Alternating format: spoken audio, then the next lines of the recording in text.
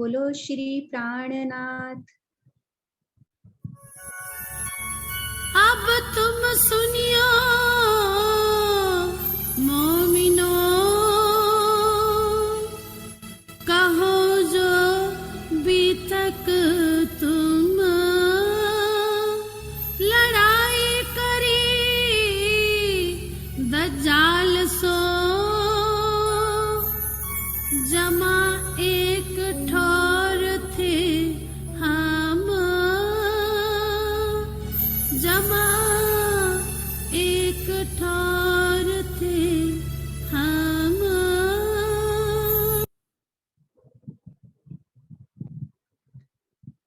चर्चा प्रारंभ होत है, सुनो साथ चित दे। भजो राज श्याम जी प्राणनाथ, सखी जीवन हमारो ए। श्री महामती कहे साथ जी, भया चर्चा का बखत। अब तुम सुनियो चित दे, लाल आगे आए बैठे न तखत। लाल आगे आए बैठे न तखत। प्रणाम जी सुंदर साथ जी। सब सुंदर साथ के श्री चरणों में त्रिपोलिया टीम का प्रेम भरा प्रणाम जी। पिछले एपिसोड में हमने समझा था कि कैसे औरंगजेब तक पैगाम पहुंचाने के लिए सुंदर साथ ने अपनी जान को जोखिम में डालकर अनेक प्रयत्न किए। 5 पत्र तैयार किए गए, जिसमें कुरान हदीसों की साक्षी देकर क़यामत के 7 निशान के प्रकट होने की बात कही गई। इन 5 पत्रों को कांची भाई के माध्यम से 5 विशिष्ट व्यक्तियों के पास पहुंचाया गया, परंतु किसी ने भी उस पत्र का उत्तर नहीं दिया, ना ही बादशाह तक ये सूचना पहुंचाई गई। फिर एक रुक्का तैयार किया गया, जिसमें लिखवा दिया गया कि अर्शे अजीम से रूह अल्लाह अपनी ब्रह्म सृष्टियों के साथ आ चुके हैं। साथ में जबराइल और असराफील भी आए हैं, और उस हुक्के को जामा मस्जिद के स्नान गृह में चिपका दिया गया। जब ये खबर बादशाह तक पहुंची तो उन्होंने ढिंढोरा पिटवाने के लिए कहा कि रुक्का चिपकाने वाला फरियादी जुम्मे की नमाज के समय मुझसे मिल सकता है, परंतु कट्टरपंथी लोगों के रूप में दज्जाल की शक्ति बहुत अधिक होती है। गलत ढिंढोरा पिटवा दिया गया और बादशाह से मुलाकात नहीं हो पाई। करो या मरो की स्थिति बनते देख श्री जी ने सच्चे दिल से समर्पित 12 सुंदर साथ चुने और उन्हें मुसलमान फकीरी वेशभूषा पहनाई गई। दोपहर का सूरज, चैप्टर 26। स्वनाम धन्य इन 12 सुंदर साथ की यश पताका आज भी सर्वत्र लहरा रही है। इनके चरण कमल जहां पड़े वहां की धरती धन्य धन्य हो गई। इनके शरीर को स्पर्श करती हुई हवा जहां भी गई वहां पवित्रता की सुगंधी लेती गई। इनमें सर्वप्रथम आते हैं ठट्ठा नगर के श्री लाल दास जी, जिनका रोम रोम श्री जी के ऊपर न्यौछावर है। उसके बाद दिल्ली के शेख बदल और मुल्ला कायम है, जो मुसलमान होते हुए भी शरीयत के नाम पर होने वाले जुर्म को चुनौती दे रहे हैं। वेदांत के आचार्य भीम भाई भी हैं, जो सूरत से आए हैं। नागजी भाई भी सूरत के ही हैं, जिन्होंने भीम भाई की तरह अपना घर परिवार सब त्याग दिया। कबीर पंथ के आचार्य चिंतामणि जी भी हैं, जो ठट्ठा नगर के रहने वाले हैं। सोमजी भाई खंबात के हैं और बुंदेलखंड के खिमाई भाई हैं। दयाराम, चंचल, गंगाराम और बनारसी ये चारों दिल्ली वासी हैं। कीर्तन ग्रंथ प्रकरण 90, चौपाई 9 और 10।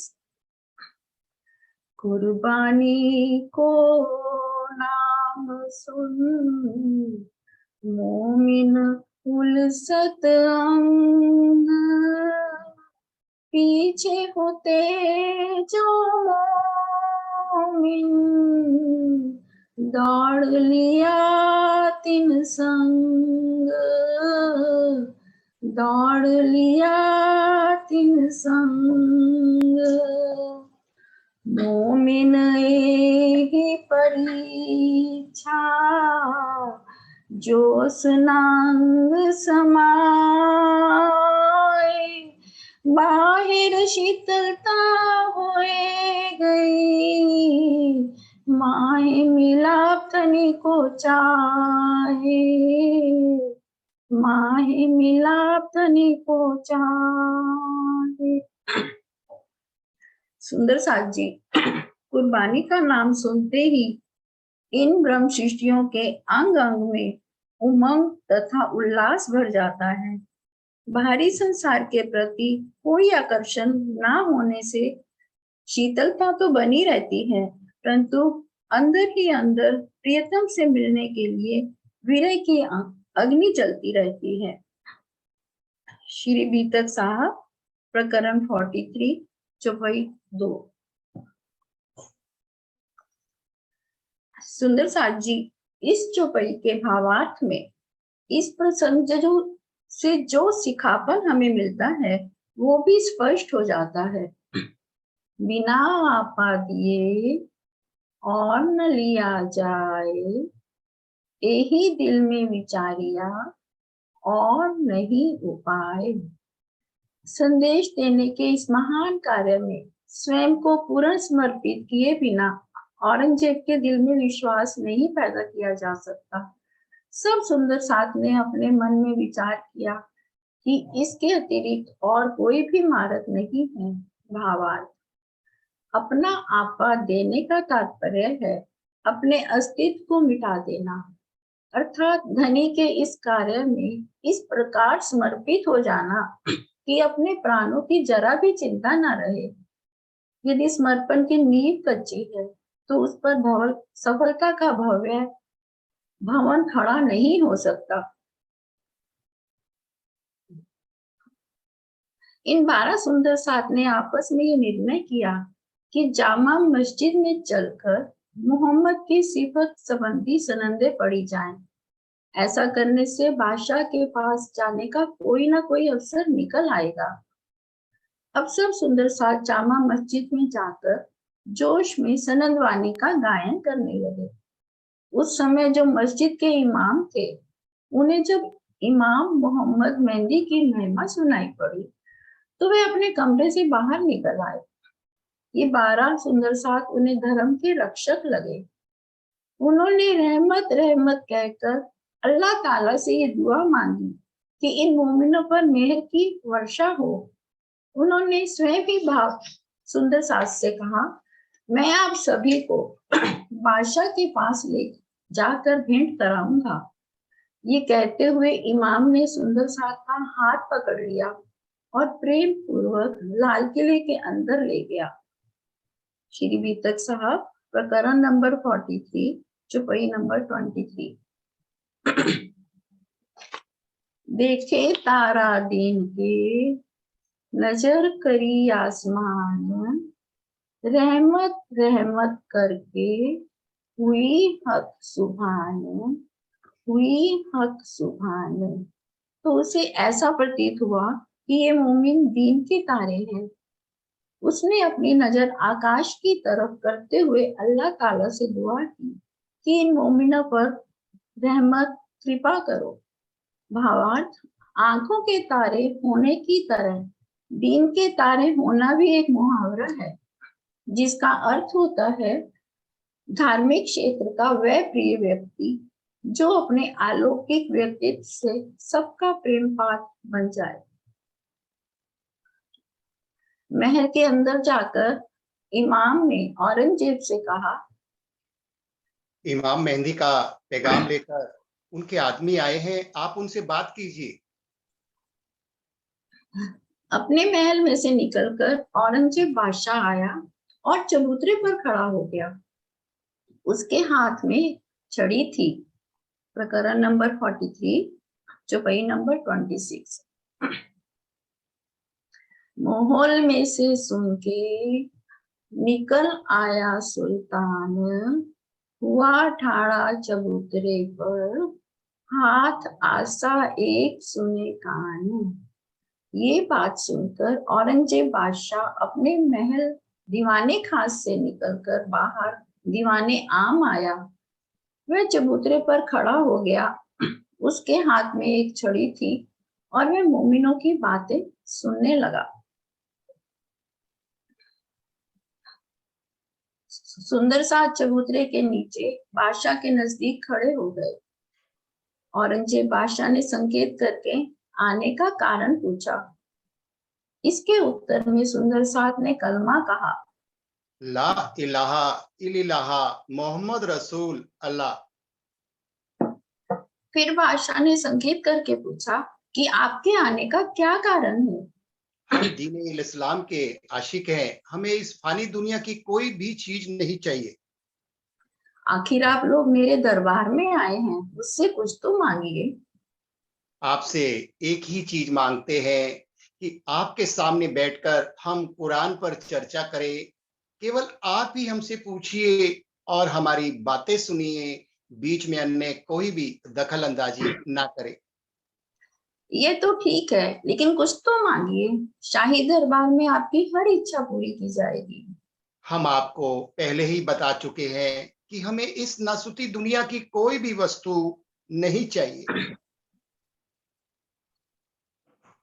चौपाई प्रकरण 43, प्रकरण चौपाई 42, नंबर चौपाई 32। 32।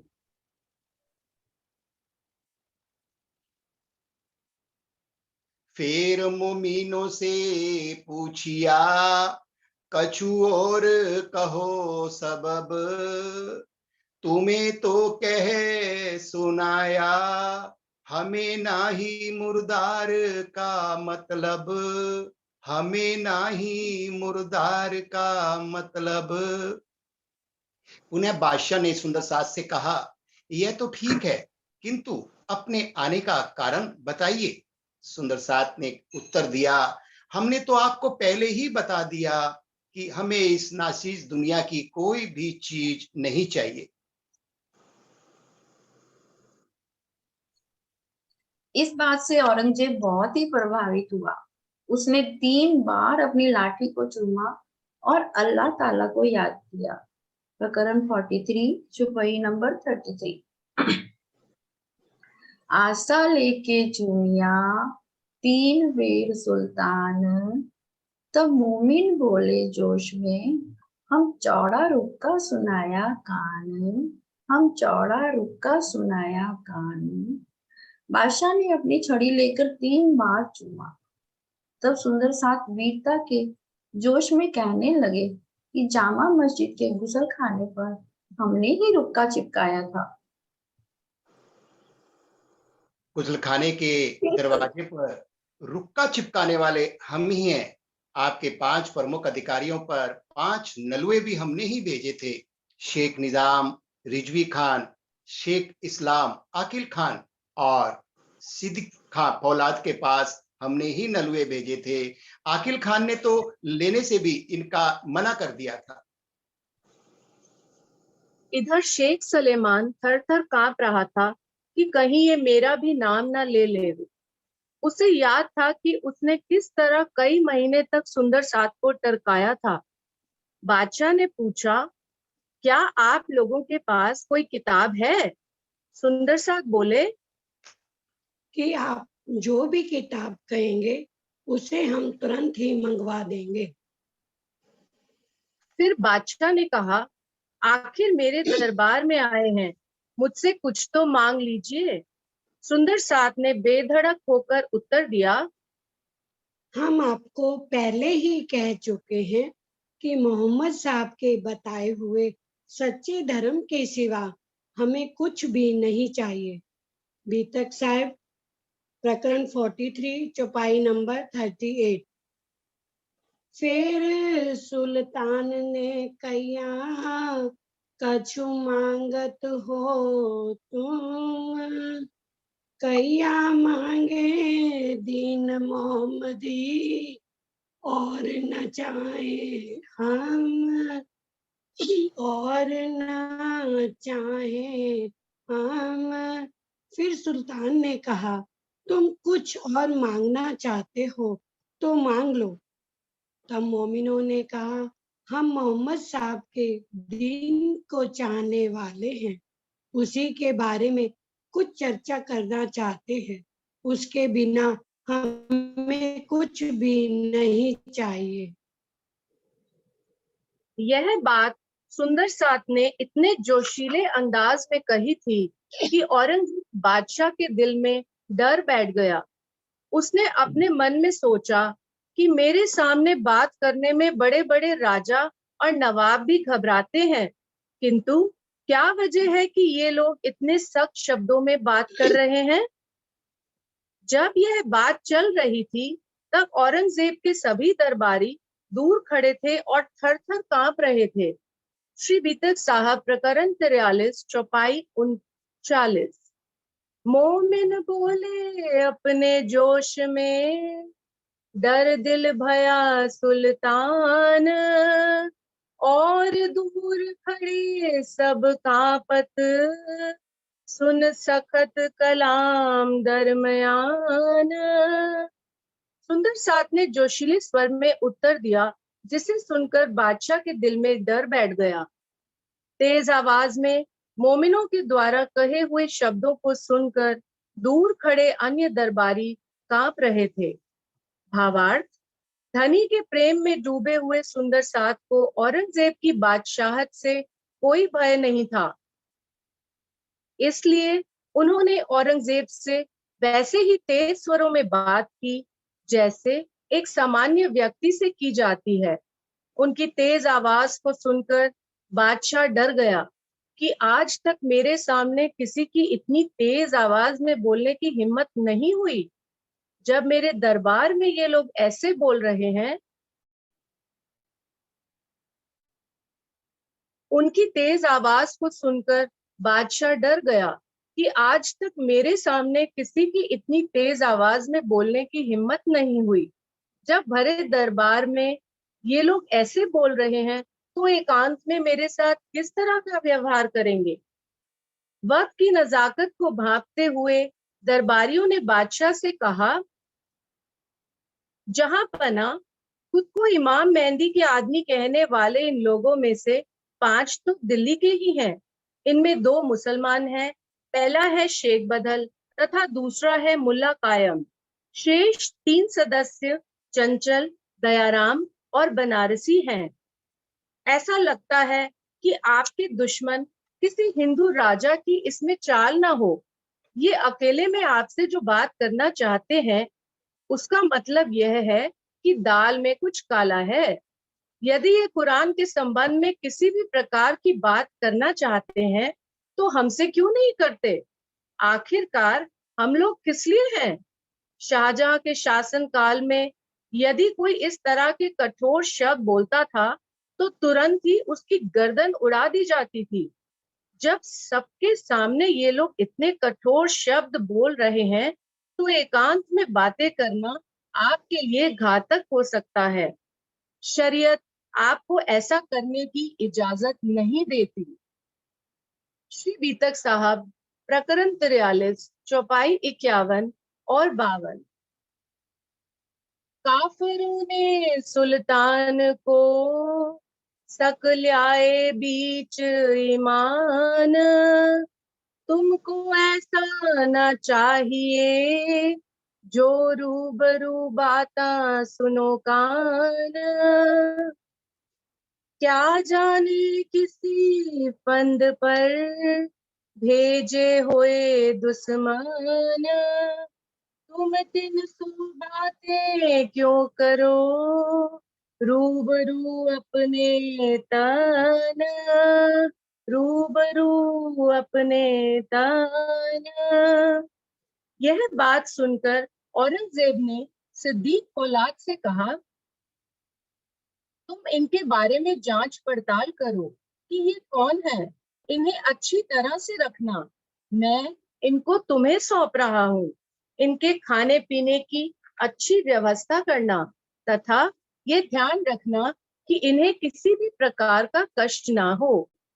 बादशाह के इस कथन के विपरीत काजी शेख इस्लाम ने सिद्दीक फौलाद से कहा, कोतवाल साहेब, बादशाह के सामने बातें करने में दुनिया कांपती है। किसी की भी आज तक इतनी मजाल नहीं हुई कि वह बादशाह के मुंह पर इतने कठोर शब्द बोल सके। इसलिए इनकी अच्छी तरह खबर लेना तथा यह भी पता लगाना कि ये लोग कौन हैं तथा कहां से आए हैं। कोतवाल सिद्दीक फौलाद ने उन 12 सुंदर साथ से पूछा, आप में 2 दिल्ली के मुसलमान हैं, क्या उनके लिए मांस का प्रबंध किया जाए? शेख बदल तथा मुल्ला कायम ने उत्तर दिया, कोतवाल साहेब, हम आखरुल इमाम मेहंदी के बताए हुए मार्ग पर चलने वाले हैं। हमारे लिए मांस खाना हराम है। हम सभी एक जैसा शुद्ध सात्विक भोजन करेंगे। श्री बीतक साहब, प्रकरण 43, चौपाई 49। 10 तन को लेके किए 2 तन बराबर, संझा के समय में तब जाहिर हुई खबर। इन 12 सुंदर साथ में 10 तन हिंदू थे और 2 तन मुसलमान, किंतु सबके लिए एक ही प्रकार का शाकाहारी भोजन की मांग की गई। इस प्रकार सभी 12 सुंदर साथ समता के दृढ़ भाव में बंध गए। शाम के समय कोतवाल को यह बात मालूम हुई कि ये सभी लोग एक ही प्रकार का शाकाहारी भोजन करना चाहते हैं। सुंदर साथ जी, हमें यहाँ ये सिखापन मिलता है कि वे मोमिन धन्य हैं जिन्होंने मुस्लिम होकर भी शाकाहारी भोजन ही मंगवाया। सच्चे मोमिन होने का और तारतम को मानने का प्रमाण दिया। अपने धनी से सच्चा प्रेम और इन तनों से दृढ़ता और समता का सटीक उदाहरण हम सब सुंदर साथ के लिए प्रस्तुत किया। चाहे लालदास जी हो, चाहे वेदांत के आचार्य भीम भाई, चाहे मुसलमान शेख बदल और मुल्ला कायम, चाहे कबीर पंथ के आचार्य और चिंतामणि जी हो, अपने सबने कट्टरपन को छोड़कर और मुस्लिम वेशभूषा को धारण करके औरंगजेब तक अपने हादी का संदेश पहुंचाने के लिए तत्परता दिखाई। एक ही अक्षरातीत के प्रेमी धर्म जाति के बंधनों से आजाद हो चले। श्री प्राणनाथ जी पर अटूट विश्वास और अमर आत्मिक प्रेम उन सभी को हर प्रकार से निर्भय, जोशीला और प्रभावशाली बनाता चला गया।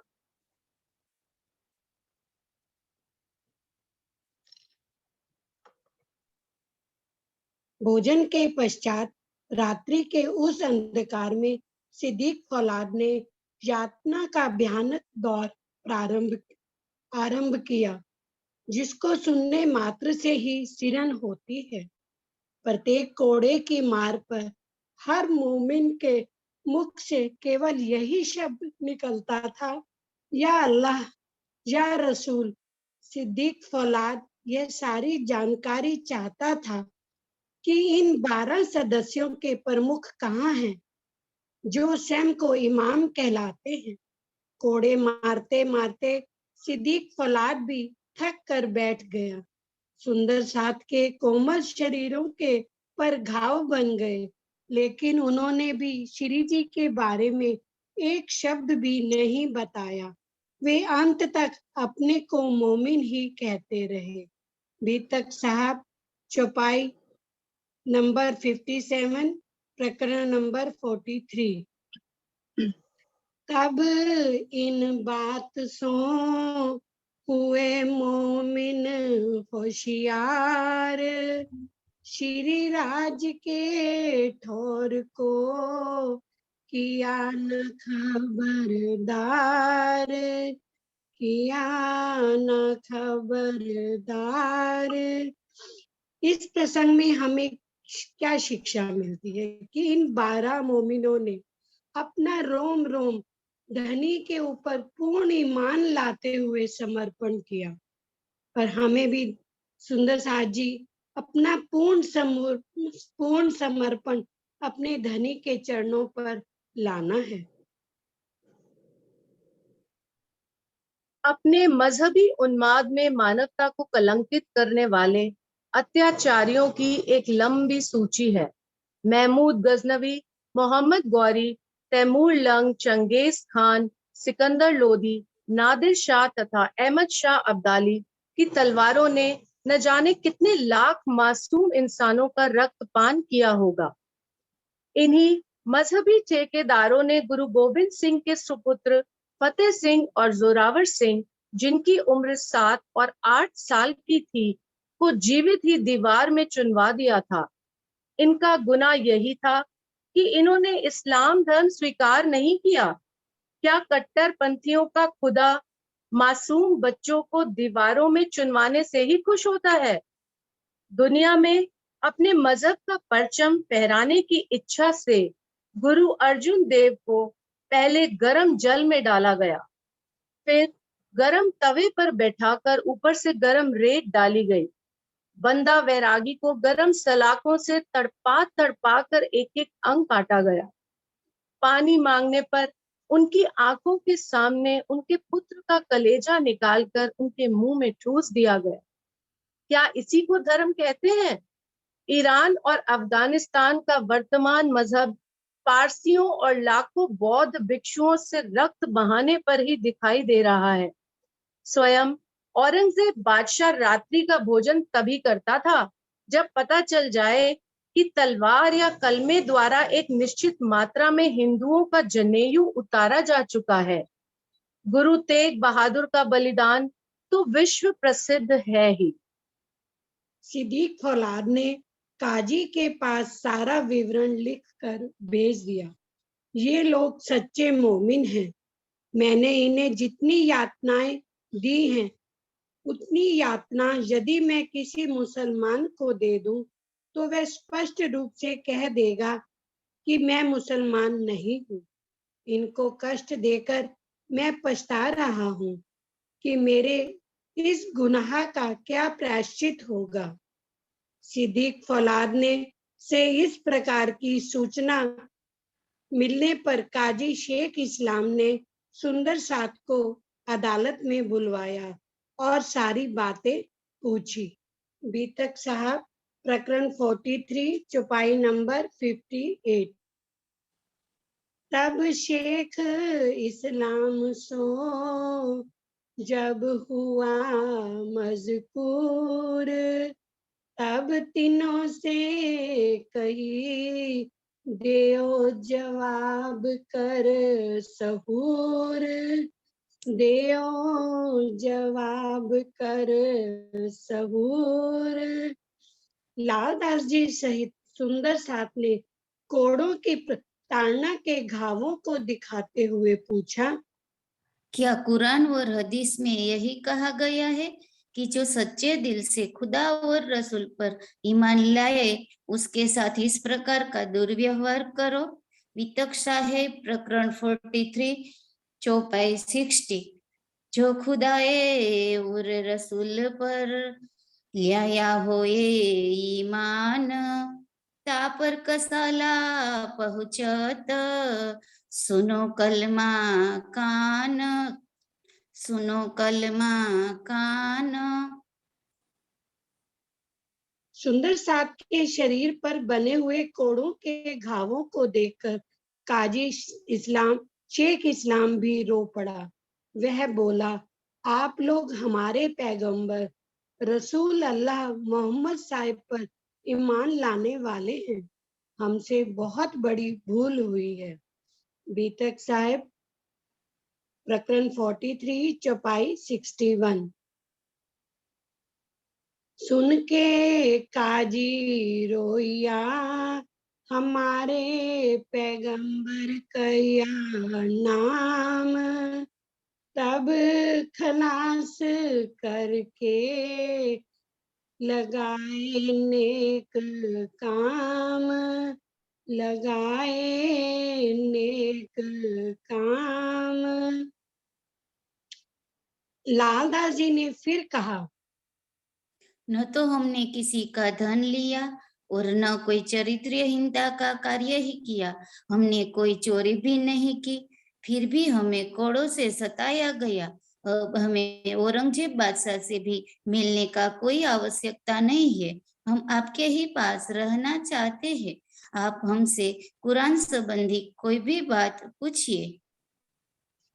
काजी ने कुरान की इन्ना इन जुलना सूरत का अर्थ पूछा। श्री लालदास जी ने जब उसका सटीक उत्तर दे दिया तो काजी शेख इस्लाम बहुत प्रसन्न हुआ। उसने बादशाह से अर्जी की कि मैं इन लोगों की अपनी देखभाल में सेवा करना चाहता हूँ। बादशाह का तुरंत उत्तर आया, इनको आप अपने पास रखिए, इन्हें अच्छे अच्छे भोजन कराइए तथा इतनी अच्छी सेवा कीजिए कि इन्हें थोड़ी भी तकलीफ ना हो। वितक साहेब प्रकरण 43 चौपाई 66। तब ही हुक्म हुआ, ले जाओ अपने पास, इनों की खिजमत कीजियो, दिल से छुटी आस, दिल से छुटी आस। चौपाई 67। उनने इसी बखत में कहिया, मगाए मली दे देवो इन, खिजमत करो इनकी, ना दिलगिर होए आपन, ना दिलगिर होए आपन। दूसरे दिन काजी ने सुंदर साथ को बुलाकर बातें की। उसके बाद सब लोग काजी के भाई के घर गए। वहां शेख बदल के तेजस्वी व्यक्तित्व को देखकर काजी का भाई अपने घर में ही छिपा रहा। तीसरे दिन काजी ने सुंदर साथ को अपने पास बुलाया और श्री लालदास जी ने उन्हें एक हदीस दी। उस हदीस के द्वारा क़यामत के खास प्रसंगों का वर्णन पढ़कर काजी ने कहा, यह तो आप लोगों की बनाई हुई है, इसलिए इसमें आप लोगों की सारी बातें लिखी हुई हैं। सुंदर साथ को इस बात से बहुत आश्चर्य हुआ। उन्होंने कहा, आप लोग इतने बड़े काजी होकर भी इस प्रकार की बातें क्यों करते हैं? हम लोग इस किताब को उर्दू बाजार से खरीद कर लाए हैं। आप इसकी जांच करवा सकते हैं। जब काजी ने सनद से मोहम्मद साहब की सिफत और दोजक का प्रकरण सुना तो खुश होकर के लगा कि इसे बार बार गाइए। प्यारे सुंदर साथ जी, आइए श्री सनद प्रकरण 26 से कुछ चौपाइयों के माध्यम से दोजक के प्रकरण को समझते हैं। चौपाई नंबर 1। नेक कहूं दोजक की, ए जलसी ज्यों कुफरान, ए जो सबद रसूल के अंदर दिल में आन, अंदर दिल में आन। अब मैं दोजक के संबंध में आपको थोड़ा सा बताता हूं। परम ब्रह्म को ना मानने वाले नास्तिक लोगों को दोजक की अग्नि जलना पड़ेगा। साथ जी, इस संबंध में मोहम्मद सल्लल्लाहु अलैहि वसल्लम ने जो कुछ कहा है उसे अपने हृदय में धारण कीजिए। चौपाई 3। कुफर सा काड़सी, एक पलक में धोए, खारे जल पछाड़सी, या को धूप जो देसी दोए, या को धूप जो देसी धोए। जिस दिन योग माया ब्रह्मांड में न्याय की लीला होगी उस दिन सभी प्राणियों की जागृत बुद्धि का प्रकाश मिलेगा, जिससे एक पल में सबकी अज्ञानता नष्ट हो जाएगी। सभी के हृदय रूपी वस्त्र की तारतम्य ज्ञान के जल से धोकर निर्मल कर दिया जाएगा तथा प्रेम एवं समर्पण रूपी धूप में सुखाकर ब्रह्मानंद पाने के योग्य बन दिया जाएगा। चौपाई 6। खुद काजी कजय का रसूले किया तीसोर, सो सोर याद जो आवही, हाय हाय झाले बड़े त्यों जोर, हाय हाय झाले बड़े त्यों जोर। मोहम्मद साहब ने कुरान में इस बात को बार बार पुकार करके कहा कि स्वयं परब्रह्म ही न्यायाधीश बनकर सबका न्याय करेंगे। उनकी ये बात जितनी ही अधिक संसार के जीवों को याद आएगी, हाय हाय उनके प्रायश्चित की अग्नि की लपटें और तेज होती जाएंगी। चौपाई 13।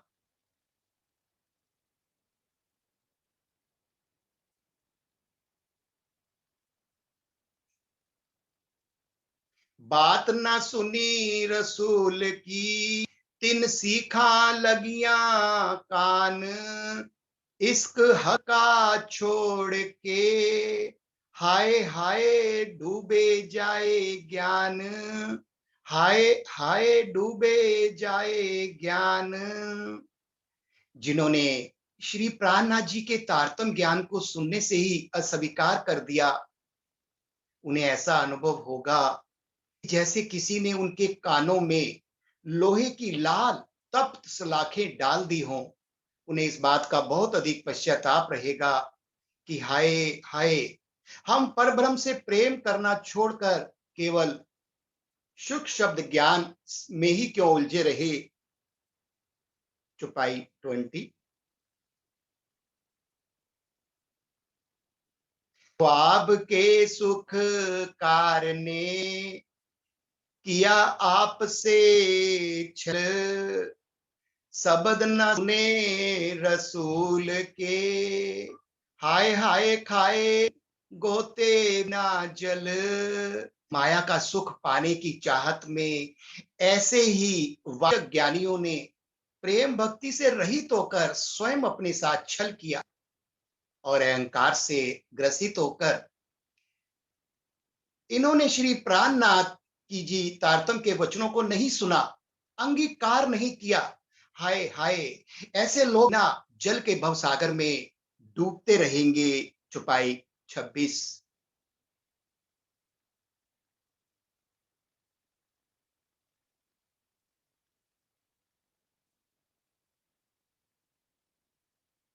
खसम के आगे अब क्यों उठावे सिर, सब अंग आग जो हो रही, हाय हाय झाले उठे फेर फेर, हाय हाय झाले उठे फेर फेर।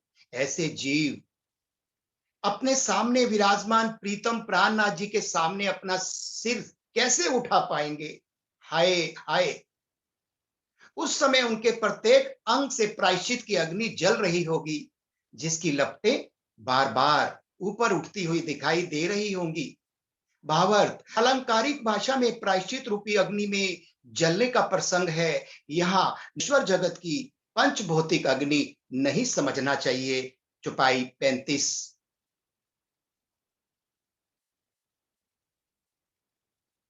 सत असत खेल में रहे थे दो मिल, सो दो जाहिर किए साचा दिन झूठा छल, साचा दिन झूठा छल। तारतम ज्ञान के अवतरण से पहले लोगों को यह मालूम ही नहीं था कि धर्म का सत्य स्वरूप क्या है तथा धर्म के नाम पर प्रचलित मिथ्या प्रपंचमय व्यवहार क्या है। दोनों एक ही प्रतीत होते। श्री प्राणनाथ जी प्रकट होकर ब्रह्म ज्ञान के प्रकाश में इन दोनों को अलग अलग करके दर्जा दिया है। सुंदर साथ जी यहाँ यह सिखापन मिलती है कि अगर हमें दोजक की अग्नि से बचना है तो हमें नित्य वाणी मंथन कर अपने धनी पहचान और अपने निहर की पहचान करनी होगी। हम भाग्यशाली हैं कि हमारे पास कुलजम स्वरूप वाणी है, जिससे हमारे सब संशय मिट जाएंगे और हम दोजक की अग्नि से बच जाएंगे। मालगोदाम का दरोगा हिंदू था, जो नागर जाति का था। काजी ने उससे कहा, देखो ये लोग हिंदू है, फिर भी इन्हें कुरान की इतनी गहरी जानकारी है, इनकी अल्लाह तआला पर अटूट आस्था है। यह सुनते ही वह शर्म से इस प्रकार भागा कि धरती फट जाए और वह उसमें समा जाए। वह सोचने लगा कि इन हिंदुओं का क्या कहूँ, जो कुरान के ऊपर चर्चा कर रहे हैं। ये तो धर्म भ्रष्ट हो गए हैं। अब काजी ने पूछा, 10वीं, 11वीं तथा 12वीं में कियामत आने का वर्णन कुरान में कहाँ पर है? सुंदर साथ ने जवाब दिया, कुरान के 30वें पारे में यह वर्णन है कि 10वीं सदी में ईसा रूहुल्लाह का आगमन होगा, 11वीं में मोहम्मद इमाम मेहंदी का प्रकटन होगा। कियामत का यही समय है। 12वीं सदी में फजर की लीला होगी तथा 13वीं सदी में सारे ब्रह्मांड को अखंड की बख्शिश मिल जाएगी। इसके और अधिक भेद हमारे हादी इमाम मेहंदी खोलेंगे। वितक साहेब प्रकरण 43 चौपाई 82। जब जवाब मोमिनो दिया ये बात बरहक, मैंने 10वीं 11वीं 12वीं है लिखी इशारते हक, है लिखी इशारते हक। चौपाई 83। 13वीं में तहकीक सब मायने साबित, ए हादी से पाइए खुल दे हकीकत, खुल दे हकीकत।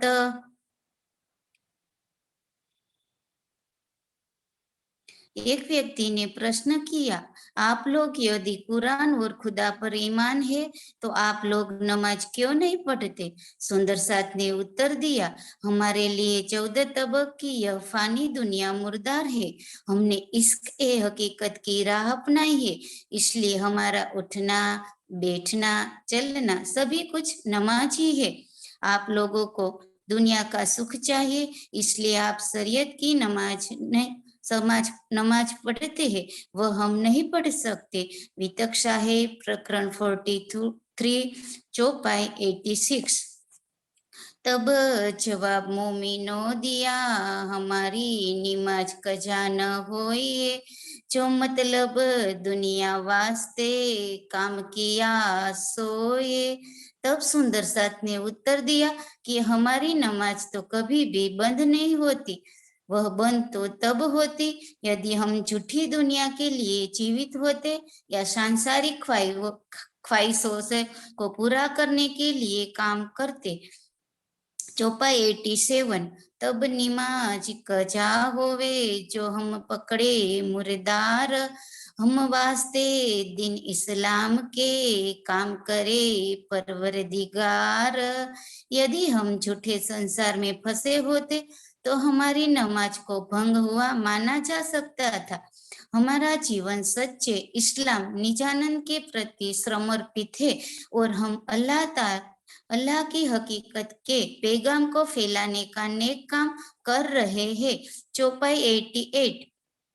तब हमारी निमाज को कबहू न होए नुकसान, बैठे उठे चले बातें करे सो सब निमाज ही जान।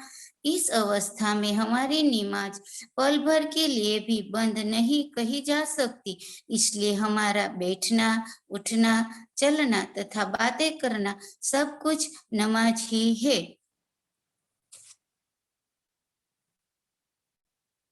यह सुनकर काजी के पास बैठे सभी लोगों का मुंह खुला का खुला ही रह गया। सभी शर्मिंदा होकर एक दूसरे से कहने लगे कि इनका जवाब क्यों नहीं देते। फिर काजी ने कहा कि मुझे सनद ग्रंथ से वे प्रसंग सुनाइए जिसमें हम अपनी पहचान कर सके। लालदास जी तथा भीम भाई ने जब इमाम के मिलाप की सनद सुनाई तो काजी शेख इस्लाम को इमाम महदी की पहचान हो गई और उसने स्पष्ट कहा, मैं यह स्वीकार करता हूँ कि इमाम मेहदी प्रकट हो चुके हैं, लेकिन तुम्हें अभी इस बात को छिपाना पड़ेगा, अन्यथा हमारी शरीयत का राज्य समाप्त हो जाएगा। जब वे स्वयं जाहिर हो गए तो मैं भी उसके चरणों में आ जाऊंगा। वितक साहेब प्रकरण 43 चौपाई 95। पर अब बात तुम छिपाओ जिन करो जाहिर पहचान, जब जाहिर होएंगे तब हम कदम ग्रहे ले ईमान, तब हम कदम ग्रहे ले ईमान।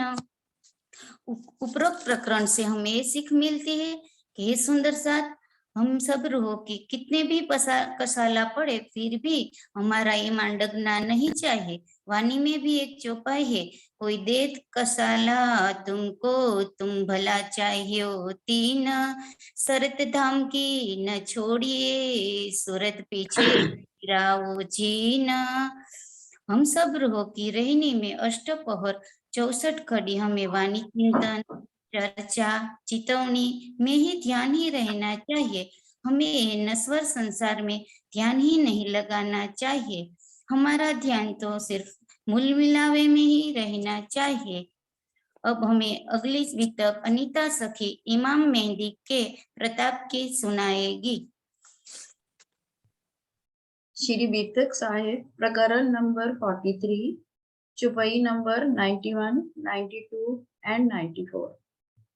लक्ष्मण भीम बैठते सुनाई एक सनंद, इमाम के मिलाप की पर देखे न हृदय अंध,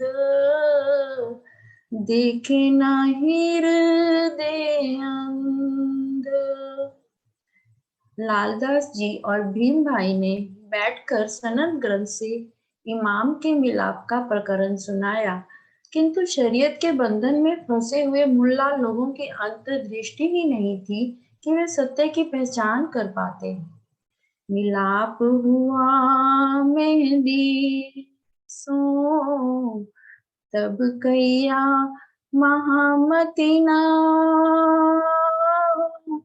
अब मैं हुई जाहिर देखा वतन श्री धाम, देखा वतन श्री धाम। जब श्री इंद्रावती जी की आत्मा का अपने प्रियतम अक्षरातीत से मिलन हुआ तब उन्हें महामती कहलाने की शोभा मिली। श्री इंदिरा जी की आत्मा ने स्पष्ट रूप से घोषित कर दिया कि अब मैं महामती के रूप में उजागर हो गई हूँ। अब मैंने अपने मूल घर को ही यथार्थ रूप से देख लिया है। भावार्थ, मेहंदी का तात्पर्य हक की सूरत से है। कतेब परंपरा में जिसको मेहंदी कहा जाता है उसे ही हिंदू परंपरा में महामती कहा जाता है। इसे तारतम वाणी के इन शब्दों से समझा जा सकता है। मेहमद हुआ मेहंदी, सैयद कहलाया सही, खिताब दिया जब कसने तब भेली इमाम भई। सनद ग्रंथ प्रकरण 42 चौपाई 1-2। अर्थात अव्वल का मोहम्मद बसरी सूरत ही आखिर में मेहंदी कहलाया। अहमद मलकी सूरत का नाम है। बसरी सूरत ही श्री इंद्रावती जी की आत्मा में विराजमान हुई तो उनकी आत्मा को मेहंदी की शोभा मिली। तीनों सूरतें जब एकाकार हो गई तब इन्हें इमाम की शोभा मिली। इस तथ्य को तारतम वाणी में इस प्रकार दर्शाया गया है। जब ईसा मेहंदी मेहमद मिले तब मिले सब आए, फिर पीछा क्या देख ही पर्दा दिया उड़ाए। पहचान मेहंदी मेहमद और ईसा अली मोमिन, एक गजा दिल भीतर निसा हुई हम सबर। सनद ग्रंथ प्रकरण 36 चौपाई नंबर 66 and 68। इमाम भया इमाम सो, मिलाप भया इमाम सो, ये बात बरहक हम तो उम्मीदवार हैं, तीन में नाही सक, तीन में नाही सक। काजी ने कहा कि इमाम से मेहंदी का मिलन हुआ है, इसमें कोई भी संशय नहीं है और हम भी उनसे मिलने की आशा रखते हैं। भावार्थ, इमाम तीनों सूरतों के मिलन का वह स्वरूप है जिसमें अक्षरातीत लीला कर रहे होते हैं। इसे खुलासा ग्रंथ में इस प्रकार स्पष्ट किया गया है। मोहम्मद आया ईसे मिले, तब अहमद हुआ श्याम, अहमद मिल्या मेहंदी मिले, ए मिल भय ए तीन मिल भय इमाम। खुलासा ग्रंथ 15 नंबर प्रकरण 21 नंबर चौपाई। जबकि मेहंदी हकी सूरत का तात्पर्य महामती जी से है, जो श्री इंद्रावती जी की आत्मा की शोभा का नाम है। संक्षेप रूप में यही कहा जा सकता है कि तीनों सूरतों का समन्वित रूप इमाम है और एक हकी सूरत का व्यक्तिगत नाम मेहंदी है। इसे ही हिंदू पक्ष में श्री महामती, श्री प्राणनाथ कहा गया है।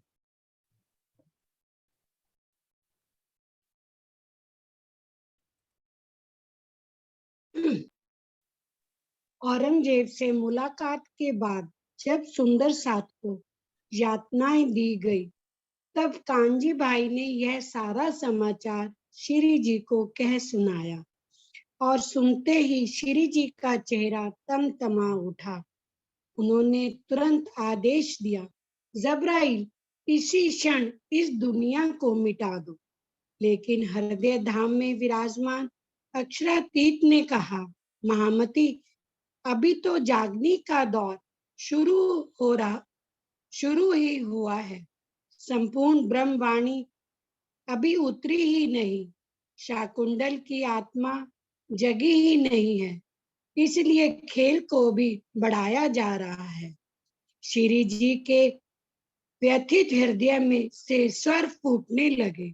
सत्ता के मद में डूबे मुसलमानों, मैंने परम धाम से के अपने लाडले सुंदर साथ को पैगाम देकर भेजा था।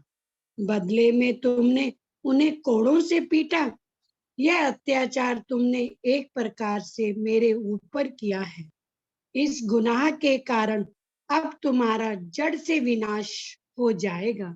प्रकरण 44 चौपाई नंबर 3 बीतक सर।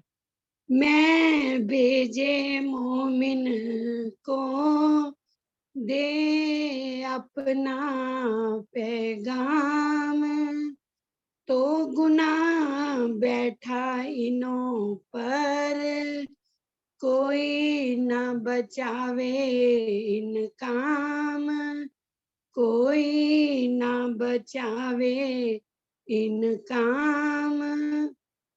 इधर श्री जी के मुखारविंद से ये शब्द निकले, उधर मुगल साम्राज्य का विनाश के बादल मंडराने लगे।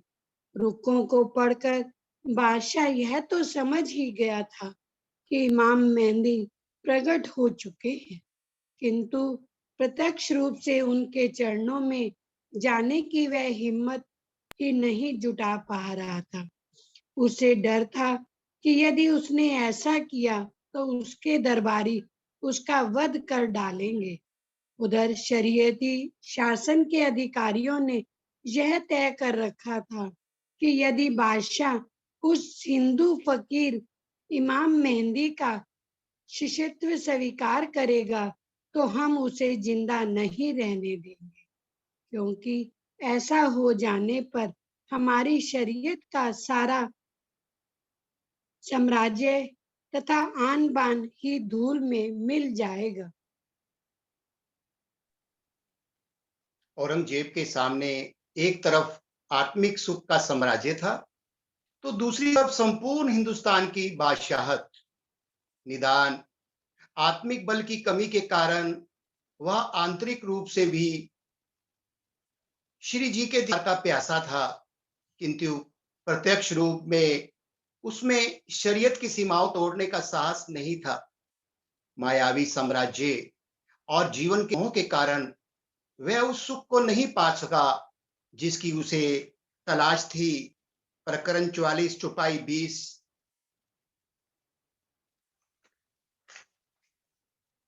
और माफक जमाने उसके भूलव ना करे उनको, निकाले इनों के दिल से, फरामोश होवे इनमो, फरामोश होवे इनमो। संसार में शरीयत प्रभाव अधिक है जो सबको फरामोशी में भुलाए रखता है। संसार के लोग शरीयत में फंसे होने के कारण ही माया की नींद में डूबे रहते हैं। इसलिए मैं हकीकत और मार्फत का जो ज्ञान लाया हूं वह इनके दिलों में डालकर शरीयत के कथनों को निकाल देता हूं। भावार्थ, सारा संसार शरीयत और तरीकत की बंदी ही उलझा रहता है, लेकिन इससे किसी को परब्रह्म का साक्षात्कार नहीं हो पाता। हाँ, भक्ति का अहम अवश्य बढ़ा रहता है। यथार्थ के लिए हकीकत और मार्फत की राह अपना के अतिरिक्त अन्य कोई मार्ग नहीं है।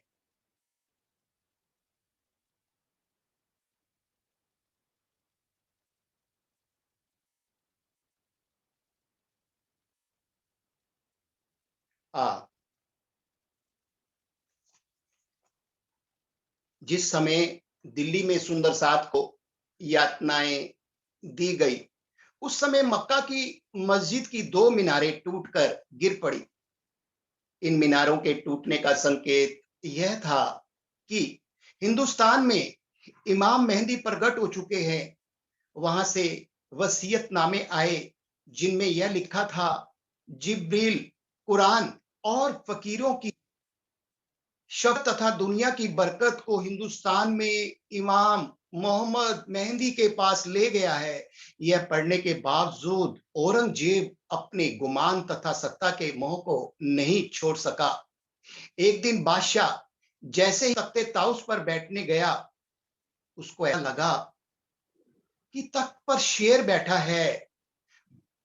औरंगजेब को भय से कांपते हुए, ठिठकते हुए देखकर दरबारी ने पूछा, जहां पना, आज आप इस तरह से क्यों घबराए हुए हैं? तख्त पर तशरीफ रखिए। वहां पर शेर बैठा है और मेरी तरफ देखकर गुर्रा रहा है। हजूर, यहाँ पर तो कोई भी नहीं है। हम इतने सारे लोग देख हैं। नहीं, नहीं, मैं मैं नहीं बैठ सकता। बादशाह बात हिंद। हाँ जी, आप पढ़िए। बादशाह हिंद, यदि आपको वहां शेर दिख रहा है तो निश्चित ही उस फकीर का दू काम कर रहा है जिसने नलुए भिजवाए थे। आप 5 वक्त की नमाज पढ़ने वाले अरशे अजीम के मोमिन हैं। भला आपको उस फकीर का जादू क्या कर लेगा? सबके आग्रहवश और ये बादशाह जैसे ही सिंहासन पर बैठने लगा, धड़ाम से गिर पड़ा। शाही महल में कोहरम मच गया। बादशाह का चेहरा भय के मारे पीला पड़ गया। उस दिन के बाद औरंगजेब बादशाह कभी भी तख्ते ताउस पर नहीं बैठा, भले ही कितना ही दबाव क्यों ना पड़ा हो। जब दिल्ली में साथ कैद में थे, तब उन्हें सांत्वना देने के लिए श्री प्राणनाथ जी ने अपने हाथों पत्र लिखा था। उस पत्र को सुंदर तक कांजी भाई और शेख बदल कर आए थे। पतरी आई है, पतरी आई है, पतरी आई है, पतरी आई है, धनी की पतरी आई है। हादी का कलाम हम मोमिनों के नाम, हादी का हम मोमिनों के नाम, धनी की चिट्ठी आई है, पतरी आई है, पतरी आई है, पाती आई है। हादी जब जब खत लिखता है, पतरी में चेहरा दिखता है। बहुआई मेल भी अब तो खत्म करो, ये खेल भी अब तो। हमने तुमको खेल दिखाया, देखी तुमने झूठी माया। मैं तो यहाँ हूँ, मेरा क्या है, पर यहाँ काम रुका है। अपने धनी की कर लो सेवा, रहनी में मिलता है मेवा। खिदमत में तुम उनकी रहना, बस इतना ही मेरा कहना। एक एक रूह को बोले आ जाओ, इस नासूत को छोड़ के आ जाओ। जबद जो तुमने की ना होती, तो अंगना इतनी जुदा भी न होती। पतरी आई है, पतरी आई है, पाती आई है। हादी का सलाम, हम मोमिनों के नाम, हादी का सलाम, हम मोमिनों के नाम। धनी की चिट्ठी आई है, पतरी आई है, पतरी आई है, पतरी आई है।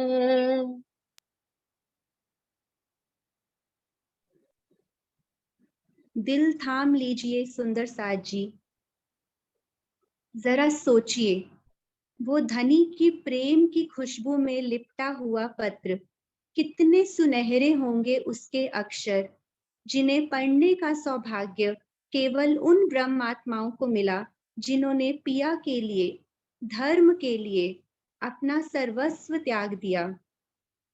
यह प्रेम पत्र पाकर जो 12 मोमिनों को प्रसन्नता हुई होगी, आइए हम भी उसमें शामिल होकर उसका भावार्थ संक्षेप में पढ़ते हैं। प्रकरण 47 चौपाई 6। मेरे प्राण के प्रीतम, साथ मेरे सिरदार, आत्म के आधार हो, जीव के जीवन उस्तवार। आप सब सुंदर साथ में शिरोमणि हैं, आप मेरे प्राणों के प्रियतम, मेरी आत्मा के आधार हैं, तथा निश्चय ही आप मेरे जीवन को जीवन देने वाले हैं। देखिए साथ जी, जो मोमिन ऐसा बलिदान करेंगे उसे धनी कैसे संबोधित करते हैं। मेरे प्राण के प्रीतम, दोपहर का सूरज।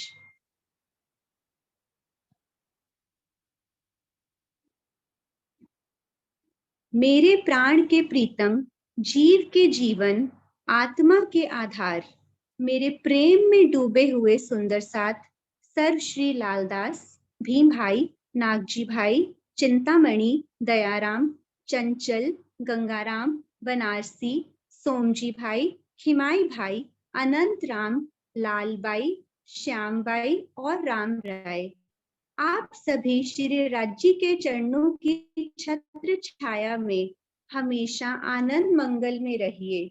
मैं इंद्रावती की आत्मा आपको करोड़ों बार प्रणाम करती हूँ। चौपाई नंबर 16।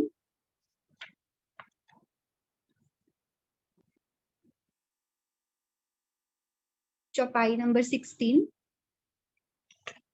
इंद्रावती की वासना में लिखे प्रणाम कोटान कोट, अविधारियो तिनको लीजो धनी की ओट। मैं इंद्रावती की आत्मा आपको करोड़ों बार प्रणाम करती हूँ। आप मेरे इस प्रणाम को स्वीकार कीजिए और धनी की छत्र छाया में आनंद मग्न होकर रहिए।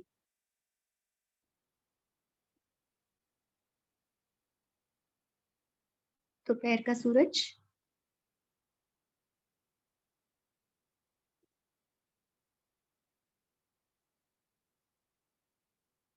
आप सबने शरीयत के विरुद्ध बहुत बहादुरी से धर्म युद्ध किया है। ये सब श्री राज्य के हुक्म से ही संभव हुआ है। चौपाई नंबर 24। तुम सूर धीर पना किया, सो तुम जिन जानो किया हम, ए हके शोभा दई तुमको, तो होए ना बिना हुकाम। सुंदर साजी, इस चौपाई के भावार्थ से हमें एक सिखापन मिलता है कि जो कुछ भी होता है धनी के हुक्म के बिना नहीं हो सकता। इन मोमिनों को उन्होंने इस वीरतापूर्ण का कार्य करने के लिए उनके तन को चुना, उन्हें उनको ये शोभा प्रदान की गई। उनके आदेश के बिना ये कार्य कभी भी नहीं हो सकता था। दोपहर का सूरज। दिल्ली में पहले छिप छिप कर पैगाम दिया जाता था, अब आप लोग इमाम मेहदी के अनुयायियों के रूप में प्रसिद्ध हो गए हैं। धाम धनी ने आपको ज्ञान के अनंत नेत्र दिए हैं। चौपाई नंबर 24।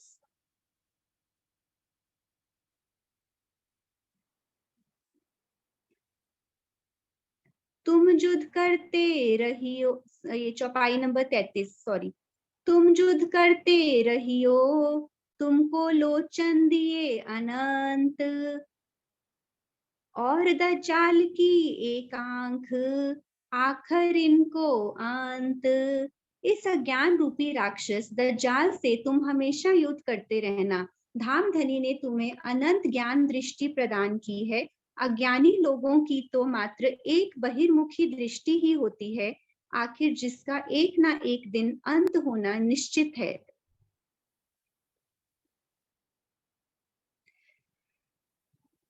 आप लोग हमेशा ही अज्ञान और अत्याचार के विरुद्ध लड़ते रहना। ये ध्यान रखना कि युद्ध में दज्जाल से सीधे ना लड़कर नीति पूर्वक लड़ना चाहिए। चौपाई नंबर 42 और 43। इसमें सुंदर साजी देखिए, धनी ने हमें इस माया में रहते हुए हमें क्या नीतियां अपनानी है उसके बारे में उन मोमिनों को तो बताया ही है, और हमारे लिए साथ साथ सिखापन दिया है। पहले इनकी रुचता तुम बोलियो जुबान, इनके होए इन्हें बस करो, रुचता ही करो बयान। इनके साथ इस तरह की बातचीत तुम्हें करनी है जो इन्हें अच्छी लगे। इनसे हमेशा मीठा बोलना, जिससे इनको ऐसा लगे कि तुम उनके अपने हो और उस प्रकार तुम उन्हें अपने वश में कर सकते हो।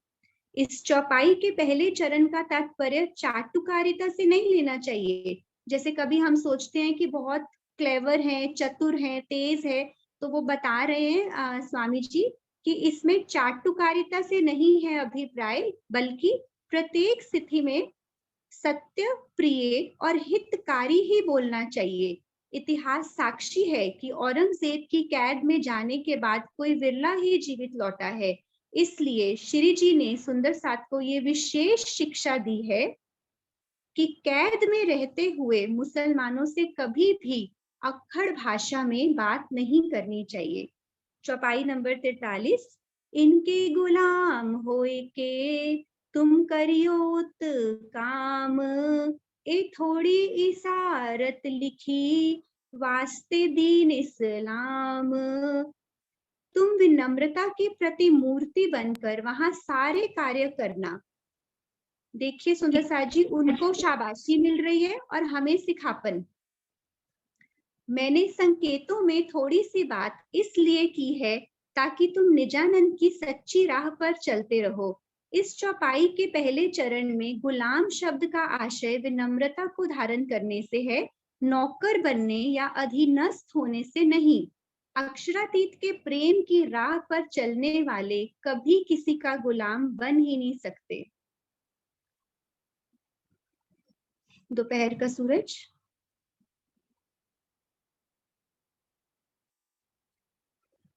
बादशाह से मिलने के लिए आपने जो अपने हिंदू वेशभूषा का परित्याग किया, उसके लिए संकोच ना करना। आप सभी सच्चे धर्म के राही हैं। धामधनी के हुक्म पर लोक लज्जा के बंधनों को आपने काट डाला है। अब गांव-गांव, नगर-नगर में आप लोगों की महिमा गाई जाएगी। जाहिरी मुसलमान मेरे स्वरूप की पहचान नहीं कर पा रहे हैं। मैं तो पल पल तुम्हारे साथ ही हूँ। चौपाई नंबर 120। मैं तुम्हारे सिर पर खड़ा हूँ एक पाए, और दिस हिंदुवन की नीके राखिए बनाए। मैं तुम्हारे सिर पर एक पांव से खड़ा हूँ, अर्थात मेरा वरद हस्त पल पल तुम्हारे साथ है। कट्टर शरीयत को मानने वालों की कैद में रहते हुए भी अपने हिंदुत्ववादी रहन को अच्छी तरह से बनाए रखना। क्या लगता है सुंदर साथ जी, इतने मीठे वचन जब श्री जी की भांति में पड़े होंगे मोमिनों को, क्या उनके घावों पर इन्होंने कोमल मरहम का काम नहीं किया होगा? मुझे यहाँ पर एक भजन की कुछ लाइनें याद आ रही हैं। लाखों मुसीबत आए तो क्या है, धनी भी तो संग अपने आए यहाँ है। ईमान से अपने न गिर जाइएगा, यकीन लाइएगा, यकीन लाइएगा। धनी है मेहरबा न घबराइएगा, सदा राज श्यामा कहे जाइएगा। धनी है मेहरबा।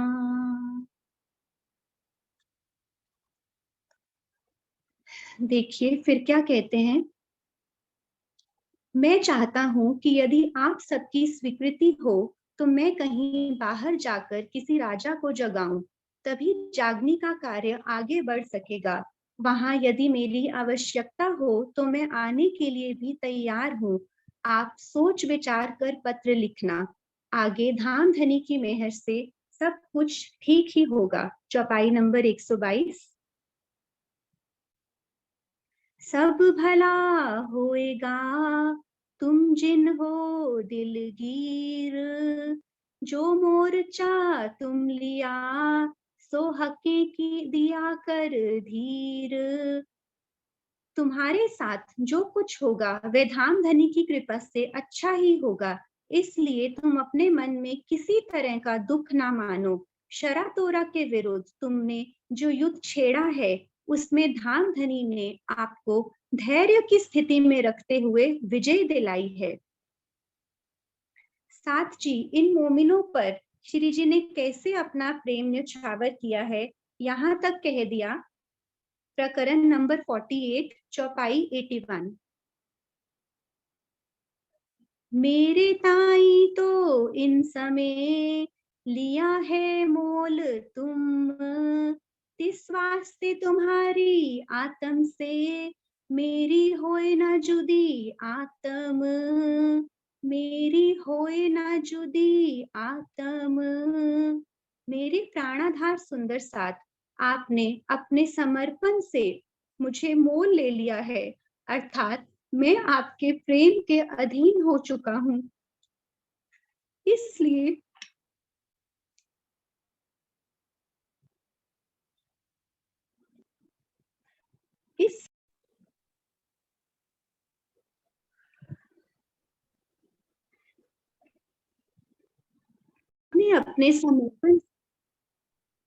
आपने अपने समर्पण से मुझे मोल ले लिया है, अर्थात मैं आपके प्रेम के अधीन हो चुका हूँ, इसलिए मेरी आत्मा आपकी आत्मा से कभी भी अलग नहीं हो सकती।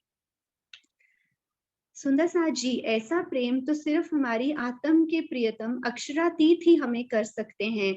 तो ऐसे मीठे वचन पढ़कर उन सुंदर साथ का क्या हाल हुआ होगा, कितने आनंदित हुए होंगे। और उन्होंने भी पत्र लिखा जिसका सार संक्षेप में इस प्रकार है। हे धामधनी, जब हमारी बात काजी से हुई तो उसने संतुष्ट होकर बादशाह को यह सूचना दे दी कि ये लोग अल्लाह ताला पर ईमान रखने वाले हैं। हमारे ऊपर जो पहरा था वह भी हटा दिया गया है। कोतवाल सिद्दीक फौलाद से भी बादशाह ने कागज मंगवा लिया है। आप जहां उचित समझे जागनी कार्य हेतु जाइए। चौपाई नंबर 18, प्रकरण 48।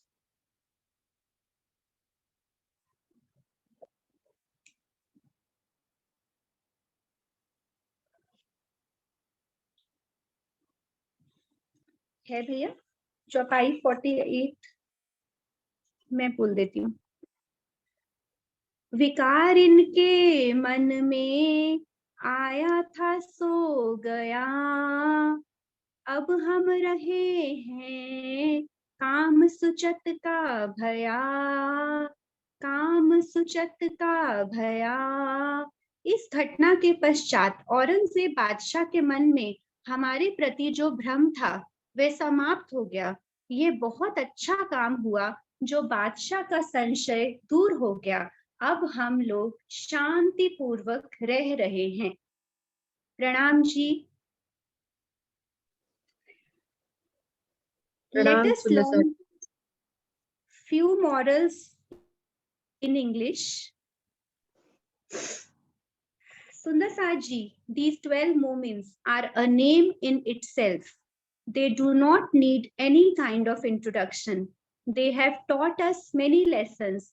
I could only pen down 12 lessons from 12 moments. First of all, the episode is all about sacrifice and surrender, that is Samarpan. These 12 moments sacrificed their families, homes, their bodies and minds as well. They submitted every inch of their existence to Shiriji and Pranaji Vani. Second is fearless and courageous. They fearlessly went to Jama Masjid and sang the hymns about virtues of Imam Mehdi in a forceful manner so that they might get an opportunity to meet Badshah. Lot of courage was required to accept in front of Badshah that they were the ones who pasted posters, that is rukkas, on the bathroom doors. Focused. When Aurangzeb asked them about their purpose of visit, they said that they only want a session of discussion on Quran. Instead of pleasing Badshah by saying anything in his grace, they were only focused about spreading their Vani. They were fourth is away from material. They clearly told Badshah that they do not need anything material of this illusory destructible world, hence giving lesson of simplicity to all of us. Next is faith, that is Iman. When they were being tortured physically and emotionally, they did not even utter a word about Shiriji and kept saying that they are the moments. That was their commitment to the religion, to Dhamdhani, and to themselves. Knowledge, that is ilm. They gathered knowledge from Shiriji and then jumped into this task. They were an ocean of knowledge due to which they could impress the priest Sheikh Islam and were taken care by him afterwards. Seventh is love, ishq. Where there is no love, there is no sacrifice. Their love for Shiriji, recognizing him as their beloved soul Dhamdhani, and love for the religion made their sacrifices worthwhile. Eighth is humility, that is vinamrata, without dropping ego, that is मैं, without dropping मैं. And being humble in every kind is a big lesson to improve ourselves on a daily basis. Without dropping ego, this is not possible. Unity. Unity is strength. Holding each other's hands in this nearly an impossible task must have helped them to deal in this worst kind of situation. Lesson of oneness they had shown us on this path by ordering same kind of pure vegetarian food. 10th is patience. Nothing can be achieved without being patient. Shiriji, in his love letter, even appreciated those moments for having this patient and calm attitude towards everyone there. Caste, creed, and gender. Religion is above from caste, creed, and gender. We have learned this from these moments, as there were 10 Hindus and 2 Muslims. Also, Sheikh Fadl and Qayyum Mullah, despite being Muslims, they revolted against false teachings of Islam. How they have shown that it is above from gender, like male and female?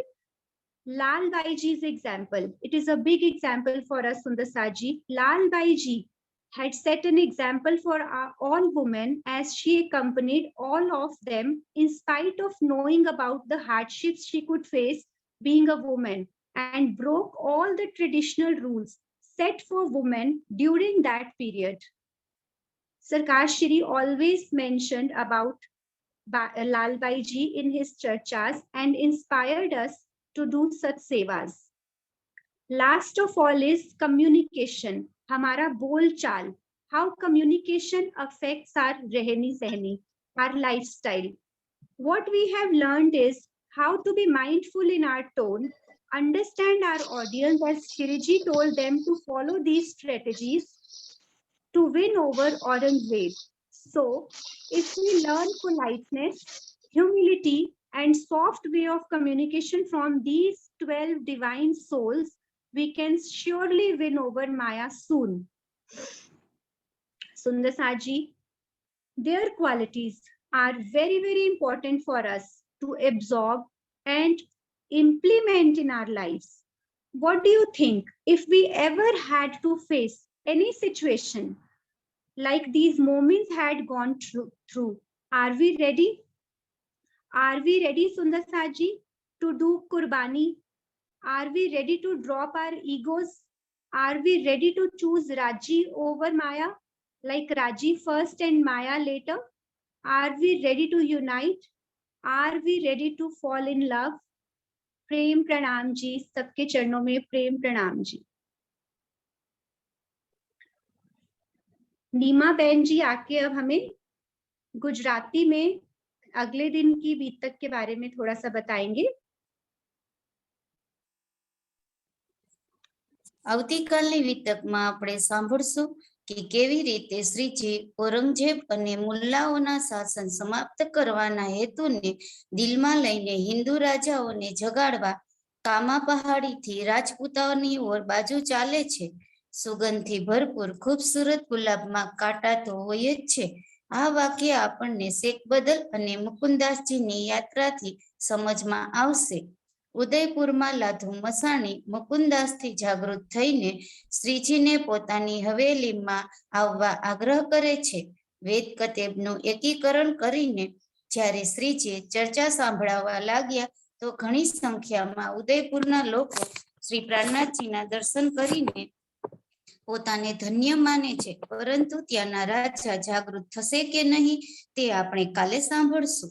આ બાજુ 12મો મહિનો દિલ્હીમાં જ 4 માસ સુધી રહ્યા પછી શ્રીજીની પાસે ઉદયપુર આવે છે. પરંતુ થોડા સુંદર સાથ તેનાથી ભેદભાવ કરે છે. આવું કેમ થાય છે અને શ્રીજી આનું કેમ સમાધાન કરે છે તે જાણવા માટે આપણે કાલની વિતક અવશ્ય સાંભળીશું. अगली फ्री रिकेप हमें हिंदी में रेणु सखी कहेगी. जी, अब आज की बीतक हमने इतने दिल से सुनी समझी. अब हम कल के बारे में थोड़ा सा जानते हैं.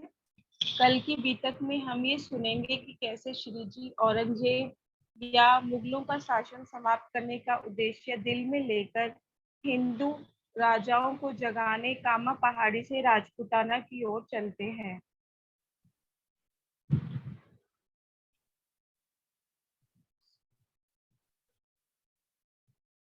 हिंदू सुगंधि से भरपूर खूबसूरत गुलाब में कांटे तो होते ही हैं। ये कथन हमें शेख बदल और मुकुंद दास जी की यात्रा से समझ आएगा। उदयपुर में लाधू मसानी मुकुंद दास जी द्वारा जागृत होने पर श्री जी को अपनी हवेली में लाने का आग्रह करते हैं। वेद कतेब का एकीकरण करके जब श्री जी चर्चा सुनाने लगे तो काफी संख्या में उदयपुर के लोगों ने श्री प्राणनाथ जी के दर्शन करके अपने को धन्य माना। पर क्या वहां के राणा जागृत होंगे या नहीं, ये हम कल जानेंगे। उधर 12 मोमिन दिल्ली में 4 माह तक रहने के पश्चात श्री जी के पास उदयपुर आ जाते हैं, पर कुछ सुंदर साथ उनसे भेदभाव करने लगते हैं। ऐसा क्यों होता है और श्री जी इसका क्या समाधान निकालते हैं, ये जानने के लिए हम कल की बीतक अवश्य सुनेंगे। बोलो श्री प्राणनाथ प्यारे की जय, श्री सतगुरु महाराज की जय। राम जी। प्रणाम जी। प्रणाम जी। प्रणाम जी। प्रणाम जी। प्रणाम जी। प्रणाम जी। हाँ जी, प्रणाम जी राजमाता जी। हाँ जी, प्रणाम जी। कुर्बानी को नाम सुन मोमिन उलसत अंग, पीछे हुते जो मोमिन दौड़ लिया तिन संग, दौड़ लिया तिन संग। मोमिन एही परीक्षा जोश न अंग समाए, बाहर शीतलता हो गई, माहे मिलाप धनी को चाहे, माहे मिलाप धनी को चाहे। सुनत कुर्बानी मोमिन होए गए आगे से निर्मल, इत एक एक आगे दूसरा, जाने कब जासी हम चल। मोमिन बड़ा मर्तबा सो अब हो सी जाहिर, छिपे हुते दुनिया मिने सो निकस आए बाहर। जो भूले अब को अवसर सो फेर न आवे ठोर, नेचे साचे ना भूलई, इत भूलेंगे कोई और, इत भूलेंगे कोई और। मोमिन बल धनी का दुनी तरफ से ना है, तो कहे धनी बराबर, जो मूल स्वरूप धामे माहे, जो मूल स्वरूप माहे था। सुरातन सखियन का मुख थे कहियो ना जाए, महमत कहे जो समय आ निपट निकट पहुंचाए, निपट निकट पहुंचे आए।